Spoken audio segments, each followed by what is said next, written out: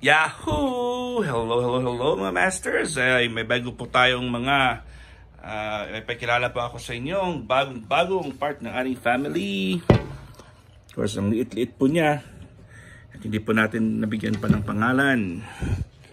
Dito na muna po siya sa clinic. At isa din siyang green iguana. So ito po ay katulad din ng G natin. Maliit-liit lang po ng konti. Ayan po siya. Ayan. At hindi pa natin nabigyan ng pangalan. Pero syempre, papalakihin po natin ito. Start po tayo sa pinakamaliit muna. Ito po. Ayan po siya. Oh. Ayan. Ayan. Ganda-ganda niya. Oh. Ayan. So may yellow-brown na po siya na kulay. At hindi pa natin alam ito kung babae o lalaki. Alright, di ba? Ayan po siya. At pansamantala dito na muna siya sa clinic. At meron na po siyang dalawang ilaw. Ang cute, ang ganda niya po. Ayan po siya. So papakainin po natin ito, aalagaan po natin ito. And I'm sure na magiging malaki po ito soon. At lalagyan po natin ito ng tubig. For now ay hahanapin ko muna yung mga binibili kong mga gamit. Kasi parang hindi ko nakikita yung mga gamit na binibili ko. So hopefully ay lalagyan natin ito ng mga lalagyan ng pagkain, ng inumin. Dala ko rin naman dito. Ito po. Ayan, pero malaki po ito. Kailangan po ng maliliit na feeder na lalagyanan. Ayan po. So ito na binili ko. Para meron siyang akyat-akyatan.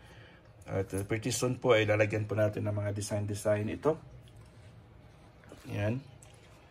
So, for now, ay dito muna siya sa clinic namin. Kasi mamaya po ay meron po akong hosting.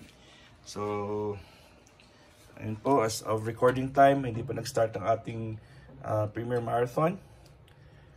So, kailangan ko lang po ito. Dito na muna siya kasi gabi po sa akin dito ngayon at maganda yung kanyang lalagyanan mga masters, mga ka-G ay ano po oh, ito po oh. Yan. So pinalitan lang natin yung mga cage ko doon sa bahay.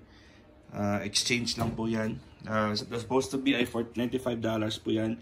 Pero hindi na po ako chinarge kasi nag-exchange lang. Kasi ito mas maganda ito. Diba ang cute niya? Yun. So, may bago tayong member ng family po natin. So, G. At saka mayroong bago. Hindi pa natin nagbigyan ng pangalan ng ating bagong alaga. Kaya, we'll just think about it. Kung ano po yung magandang pangalan na ibibigay natin sa kanya.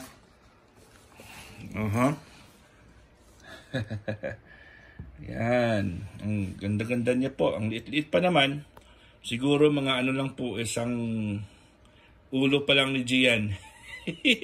Ulo lang po ni Gian, mga masters, mga ka-G. Diba? So, for now, dito ko muna. And then, itatransfer ko po yan sa bahay. Sa bahay po namin. Siguro sa taas po yan ng cage ni G natin ilalagay. Hindi naman siya gaano kalaki yung cage, yung kanyang bahay. At magaan lang po ito kasi kristal lang naman ito. Ganda po ng kristal niya. You know? Yan. At mainit din po siya. So lalagyan po natin ito ng cover para hindi lumabas yung init. Kasi dapat humid talaga sa loob.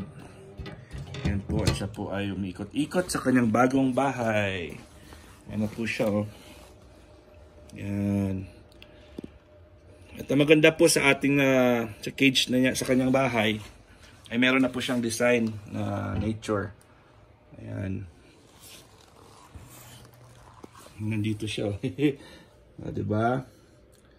Ikot-ikot siya muna. Kasi yung pinanggalingan niya na cage doon na parang ganito rin. Ang daming mga pwedeng tagu-taguan. So nanibago po siya. Kasi wala po siyang taguan dito. Wala po siyang tataguan. Wala. Kaya ano muna siya. Pwede siya magtago dyan sa ilalim, sa baba. sa dito. Pero hindi naman siya kasi mamaya papatayin ko naman ng ilaw dito. Di ba? At ang maganda po dito ay meron po siyang temperature. Ito po ay Celsius po yung malaki.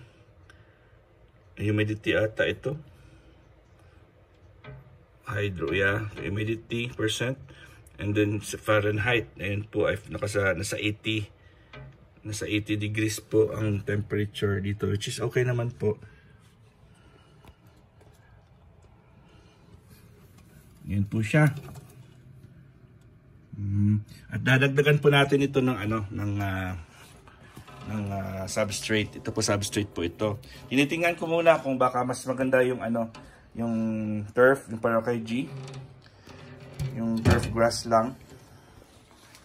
O, di ba? Mas maganda yung turf. Kasi meron akong extra turf pero maliit na po, mga konti na lang. Ito po, meron akong binili nito na, madami akong binili nito eh. Pero ito yung plano ko na gagawing substrate niya. Marami akong ganito eh. Pero hahanapin ko lang po sa mga binili ko. Mga tinaguan ko ng mga binili ko. At syempre, gamit natin yung binili natin kay G. Dalawa kasi ito.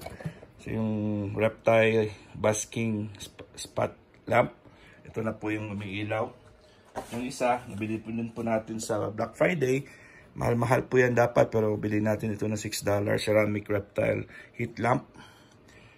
So ito naman po yung isa. So paggabi, ito yung papailawin na papaandar natin. Papaandar din po. O, diba? Patayon dapat eh.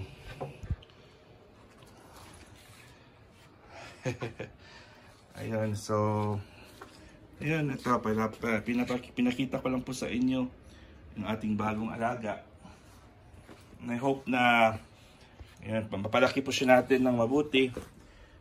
At kukuha muna ako ng pagkain niya. Kailangan natin ng maliit-liit na bowl para po sa kanya. Hindi po natin pwedeng gamitin yung bowl ni G kasi malulunod po siya doon. Kasi ang laki-laki na yun. Malaki po yun. Yan, naninibago po siya. At humid naman. So maganda yung sa loob. Humid po siya. So, ayan. Lalagyan po natin ito ng mga design pretty soon. Para po siya ay parang feel yung forest na forest siya. At marami pa ako mga binili po dito. Hanapin ko lang talaga. Kasi sa clinic po ako, doon po nilagay sa clinic. So, kasi yung binibili ko sa Black Friday at saka El Remate, dito, madami dito. So, humidifier. Saka meron din sariling heater. Ganun. Kompleto po yun. Ready na po yun. So, dadalhin ko ito sa bahay. And then, bukas, pagkatapos po ng ating premiere. Mamaya, bukas, pagkatapos ng ating premiere marathon, ay matutulog lang po ako ng sandali at isa-set up po ito. Diba? Isa-set up po natin ito. So, papakainin natin at syempre, alagaan, paliguan, hahanapan ko doon sa bahay o dito sa clinic ng pwedeng bathtub niya. Kasi meron akong biniling bathtub talaga na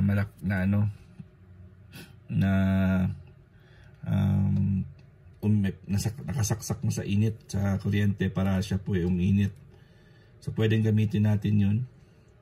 Ito pwede natin lagyan to ng second floor. Lalagyan ko rin ito ng design. Hindi naman mahirap ito kasi suction lang naman. Parang suction lang ilalagay ko dito. Talagyan natin ng second floor, third floor para po siya ay merong variety. Diba? Siya po ay magta-transfer. Mas gusto niya pong ganyan eh.